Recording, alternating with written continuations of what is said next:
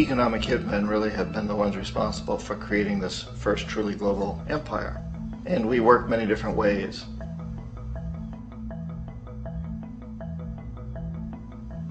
But perhaps the most common is that we will identify a country that has resources our corporations covet, like oil, and then arrange a huge loan to that country from the World Bank or one of its sister organizations. But the money never actually goes to the country. Instead, it goes to our big corporations to build infrastructure projects in that country, power plants, industrial parks, ports, things that benefit a few rich people in that country, in addition to our corporations, but really don't help the majority of the people at all. However, those people, the whole country is left holding a huge debt. It's such a big debt they can't repay it, and that's part of the plan, that they can't repay it. And so at some point, we economic hitmen go back to them and say, listen, you owe us a lot of money, can't pay your debt, so sell your oil real cheap to our oil companies. Allow us to build a military base in your country, or send troops in support of ours to someplace in the world like Iraq, or vote with us on the next UN vote. To have their electric utility company privatized and their water and sewage system privatized and sold to U.S. corporations or other multinational corporations. So there was that whole mushrooming thing, and it's so typical of the way the IMF and the World Bank work, that you put a country in debt, it's such a big debt it can't pay it, and then you offer to refinance that debt and pay even more interest. And you demand this quid pro quo, which you call a conditionality or good governance, which means basically that they've got to sell off their resources, including many of their social services, their utility companies, their school systems sometimes, their penal systems, their insurance systems, to foreign corporations. So it's a double, triple, quadruple whammy. The precedent for economic hitmen really began back in the early 50s when democratically elected Mossadegh, who was elected in Iran, he was considered to be the hope for democracy in the Middle East and around the world. He was Time Magazine's Man of the Year. But one of the things that he'd run on and began to implement was the idea that foreign oil companies needed to pay the Iranian people a lot more for the oil that they were taking out of Iran. The Iranian people should benefit from their own oil. Strange policy. We didn't like that, of course. But we were afraid to do what we normally were doing, which was to send in the military. Instead, we sent in one CIA agent, Kermit Roosevelt, Teddy Roosevelt's relative. And Kermit went in with a few $1 million and was very, very effective and efficient. And in a short amount of time, he managed to get Mossadegh overthrown and brought in the Shah of Iran to replace him, who always was favorable to oil. And it was extremely effective. Bombs overflow Tehran. Army officers shout that Mossadegh has surrendered and his regime as virtual dictator of Iran is ended. Pictures of the Shah are paraded through the streets as sentiment reverses. The Shah is welcomed home. So back here in the United States, in Washington, people looked around and said, wow, that was easy and cheap. So this established a whole new way of manipulating countries, of creating empire. The only problem with Roosevelt was that he was a card-carrying CIA agent, and had he been caught, the ramifications could have been pretty serious.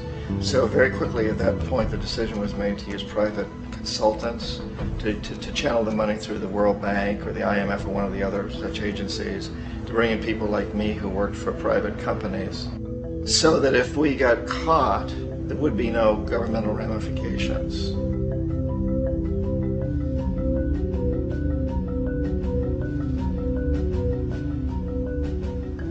When Arbenz became president of Guatemala, the country was very much under the thumbs of United Fruit Company, the big international corporations. And Arbenz ran on this ticket that says, you know, we want to get the land back to the people. And once he took power, he was implementing policies that would do exactly that, give land rights back to the people. United Fruit didn't like that very much. And so they hired a public relations firm, launched a huge campaign in the United States to convince the United States people, the citizens of the United States, and the press of the United States, and the Congress of the United States, that Arbenz was a Soviet puppet, and that if we allowed him to stay in power, the Soviets would have a foothold in this hemisphere. And that at that point in time was a huge fear on everybody's mind, the Red Terror, the communist terror. And so, to make a long story short, Out of this public relations campaign came a commitment on the part of the CIA and the military to take this man out. And in fact, we did. We sent in planes, we sent in soldiers, we sent in jackals, we sent everything in to take him out, and did take him out. And as soon as he was removed from office, the new guy that took over after him basically reinstated everything to the big international corporations, including United Fruit.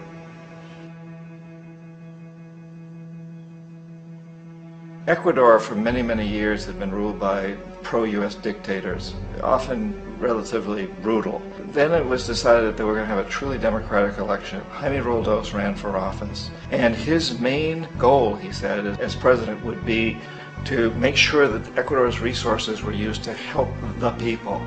And he won, overwhelming, by more votes than anybody had ever won anything in Ecuador. And he began to implement these policies to make sure that the profits from oil went to help the people. Well, we didn't like that in the United States.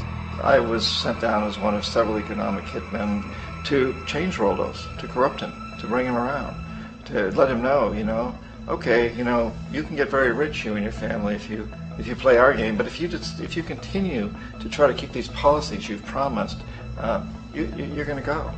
He wouldn't listen. He was assassinated. As soon as the plane crashed, the whole area was cordoned off. The only people allowed in were U.S. military from a nearby base and some of the Ecuadorian military. When an investigation was launched, two of the key witnesses died in car accidents before they had a chance to testify. A lot of very, very strange things that went on around the assassination of Jaime Roldos. I, like most people who've really looked at this case, have absolutely no doubt that it was an assassination. And of course, in my position as an economic hitman, I was always expecting something to happen to Jaime, whether it be a coup or assassination, I wasn't sure, but that he would be taken down because he was not being corrupted. He would not allow himself to be corrupted the way we wanted to corrupt him. Omar Torrijos, president of Panama, was, one of my favorite people. I really, really liked him. He was very charismatic. He was a guy who really wanted to help his country. And when I tried to bribe him or corrupt him, he said, look, John, he called me Juanito. He said, look, Juanito, I don't need the money. What I really need is for my country to be treated fairly. I need for the United States to repay the debts that you owe my people for all the destruction you've done here. I need to be in a position where I can help other Latin American countries win their independence and be free of this terrible presence from the north that you people are exploiting us so badly. I need to have the Panama Canal back in the hands of the Panamanian people. That's what I want. And so, leave me alone. Don't try to bribe me. It was 1981, and in May, Jaime Roldos was assassinated. And Omar was very aware of this. Torrijos got his family together and he said, I'm probably next, but it's okay because I've done what I came here to do. I've renegotiated the canal. The canal will now be in our hands. He just finished negotiating the treaty with Jimmy Carter. In June of that same year, just a couple of months later, he also went down in an airplane crash, which there's no question was executed by CIA-sponsored jackals. Tremendous amount of evidence that one of Torrijos' security guards handed him at the last moment as he was getting on the plane a tape recorder, a small tape recorder that contained a bomb.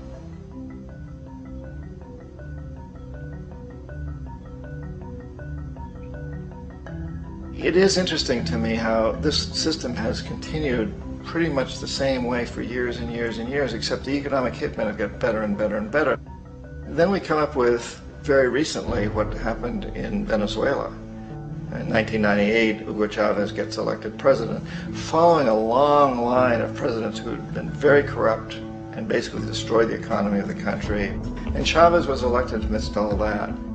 Chavez stood up to the United States, and he's done it primarily demanding that Venezuelan oil be used to help the Venezuelan people. Well, we didn't like that in the United States.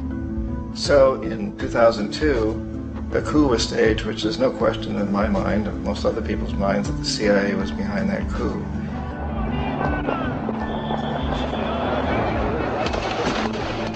The way that that coup was fomented was very reflective of what Kermit Roosevelt had done in Iran, of paying people to go out into the streets, to riot, to protest, to say this Chavez is very unpopular. You know, if you can get a few thousand people to do that, television can make it look like it's the whole country, and things start to mushroom. Except in the case of Chavez, he was smart enough, and the people were so strongly behind him that they overcame it, which was a phenomenal moment in the history of Latin America.